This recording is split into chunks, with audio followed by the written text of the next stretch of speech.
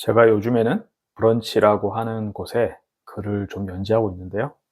거기에는 제가 과거에 파이어족이었음을 암시하는 문장들을 그다지 쓰지 않고 있는데, 저는 분명히 2011년 8월에 첫 회사에서 인턴십을 통해 최종 공채 합격 통보를 받은 시점부터 지금 40살 즈음에는 돈을 많이 모아서 경제적으로는 독립해야겠다라는 꿈을 꿔왔습니다. 그 사이에 더 높은 연봉, 더 나은 워라밸, 더 높은 고용 안정성을 목표로 몇 번의 이직을 감행했고요. 철새 같은 이직 인생의 시작은 사회에 첫 발을 내디딘 지 만 4년 만에 경험한 대규모 구조조정으로 인한 희망퇴직이었습니다. 물론 그때 두둑히 받은 1년치 연봉에 해당하는 위로금 덕분에 지금의 자산을 일구는 데 큰 도움이 되었고요. 그리고 그때의 경험을 통해서 내 사업이 아닌 피고용인으로서 돈을 버는 것이 얼마나 불안전한 것인지도 정확하게 알게 되었습니다. 그 과정에서 법적으로 정년이 보장된다는 공무원인 아내와 결혼을 하게 되었고, 당시에는 상당히 급진적이었던 경제관념, 직업관을 가졌던, 저는 이걸 파이어족과 일반인의 충돌이라고 표현을 하는데, 아무튼 보통의 생각을 가진 아내와 살림을 합치고 나서 경제적인 부분에서 이제 가치관 측면에서 특히 티격태격하면서 대략 40대 초중반까지는 조기 은퇴를 시켜주겠다 이렇게 약속하면서 타협을 했고, 그를 통해서 타이트한 저축률, 투자율을 유지하게 되었습니다. 제가 올해 한국 나이로 40세가 되었는데, 몇 년 전에 글로벌 표준에 맞게 우리나라도 나이를 산출하는 방식이 만 나이로 바뀌었음에도 제가 굳이 한국 나이에 집중하는 이유는 40세라는 의미가 늙어간다는 부정적인 의미보다는 제2의 인생을 시작하는 기점처럼 느껴졌기 때문입니다.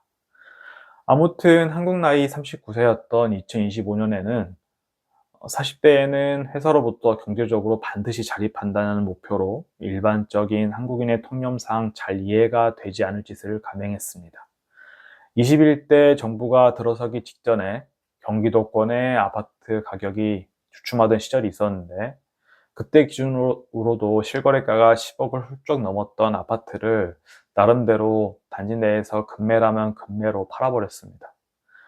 당시에 대출이 한 3억 5천 정도가 있었는데, 부부 합산 DSR로 계산해 봤을 때 16% 수준으로 별로 높지 않은 빚이었지만 이마저도 없애버리고 싶었습니다. 이 짓은 제 아내도 처음에는 잘 이해하지 못했던 행동이었습니다.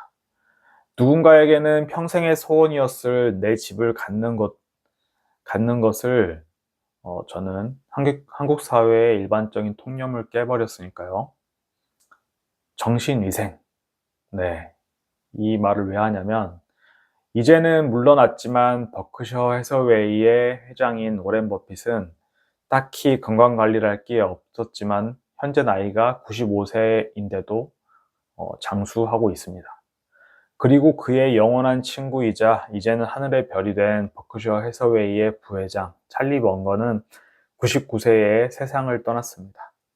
그 역시 현대의학에서 강조하는 건강한 식단이나 꾸준한 운동과는 거리가 먼 삶을 살았고요. 돈이 많았으니 돈으로 어떻게든 해결했을 것이다, 이렇게 단정 짓는 분들이 있을지도 모르겠으나, 사실 돈이 아무리 많아도 사기가 어려운 것은 건강이다. 이것은 모두가 아는 사실입니다. 그들이 장수유전자를 타고난 것도 있겠으나, 제가 주목하는 것은 그들의 정신위생입니다. 그들은 공통적으로 자신이 싫어하는 일이나 사람과의 접촉을 완전히 차단하는 삶의 자율성을 가졌었습니다.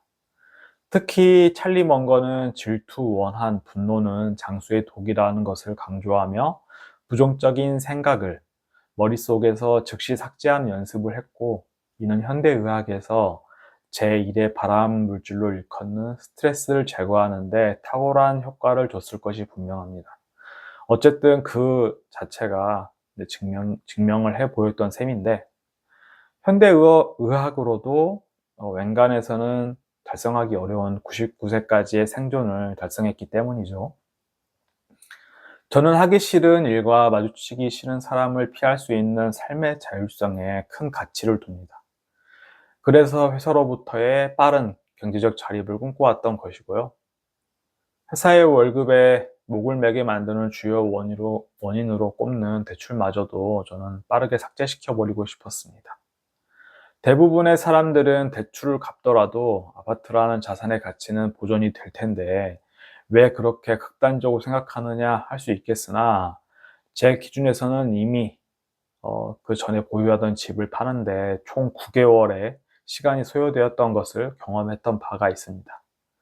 황금성이 떨어지는 자산은 앞으로 살아온 날보다 살아갈 날이 더 짧아지게 되는, 나이가 들면 들수록 가져서는 안 되는 자산이다 라는 생각이 더 강해질 뿐이었습니다. 돈의 삶이 얽매여 있는 것 자체가 싫기 때문인데요. 그러나 저는 최근에 조기 은퇴, 한때 유행했던 파이어족이 되기를 꿈꿔왔던 그 계획을 전면적으로 수용하기에 이르렀습니다. 이 글의 제목과 같이 자발적인 파이어로 현재의 높은 연봉과 그럭저럭 괜찮은 워라밸을 포기하는 것은 하지 않아도 되겠다 생각했거든요. 이 생각의 근간에는 챗GPT, 제미나이, 클로드 같은 LLM 생성형 AI의 등장이 있습니다.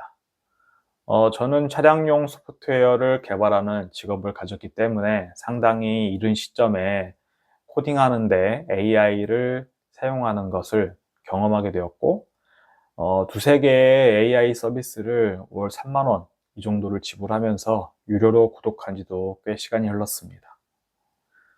제가 1994년에 국민학교에 입학을 함으로써 공교육에 처음으로 뛰어들었고, 2006년에는 드디어 서울 소재의 모 사립대학교에서 전자공학을 전공하고 취업을 하기까지 경험을 했던 그 어떤 학습 방법, 그리고 취업을 하고 나서 이 업계에서 10년 넘게, 15년 차가 되었는데 그간 경험했던 그 어떤 개발 방법을 학습하는 것 방법보다도 더 강력한 것이 등장했음을 체감하고 있기 때문입니다.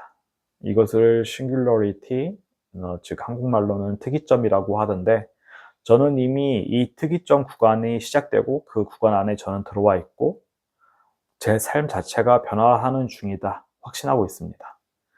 일단 많은 일들을 AI를 이용해서 더 빠르게 스트레스를 덜 받으면서 처리하기 시작했는데, 어떤 방법을 사용하고 있는지를 이 글에서 이 영상을 통해서 설명하자면 장황해질 수가 있으니까 한 단어로 요약을 해보자면, 개발 중에 난간에 봉착해서 삽질하며 보내는 그런 시간들이 거의 사라졌다는 것입니다.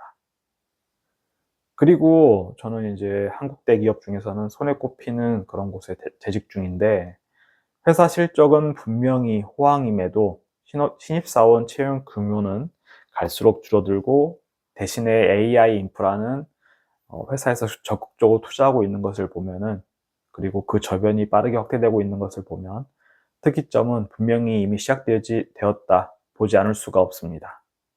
네, 그렇습니다. 일단 어, 신규 채용부터 축소되고 있고, 이후에 AI 기술이 더 업무에 깊숙이 스며들게 되면 점차 지금 하고 있는 일조차도 줄어들게 되고 워라밸이 더욱 향상될 것입니다.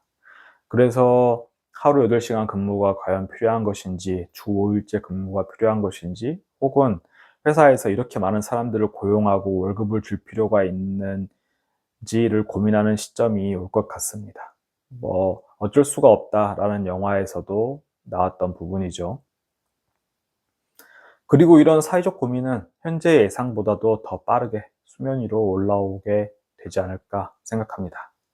여기까지 생각이 미치고 나면 내가 파이어족으로서 조기 은퇴를 굳이 자발적으로 시행하지 않아도 자율성을 확보하면서 회사를 쭉 다닐 수 있게 되거나, 그래서 회사의 이유가 사라질 수도 있는 거죠. 혹은 상대적으로 많이 경직되어 있는, 어쩌면 노동자 입장에서는 상당히 좋은 고용 안정성이 있는 그런 한국의 고용 환경 덕분에 제가 아무런 보상 없이 제가 공짜로 자발적으로 퇴사를 하지 않아도 또다시 두둑히 희망퇴직 위로금을 줘서라도 좀 내보내고 싶어지는, 그렇게 조기 은퇴를 하게 되는 찬스를 얻게 될지도 모를 일이다 생각합니다. 이게 경영난으로 구조조정을 하는 게 아니라 인건비를 절감하고 직원을 덜 고용해도 충분히 사업이 잘 될 수 있는 환경이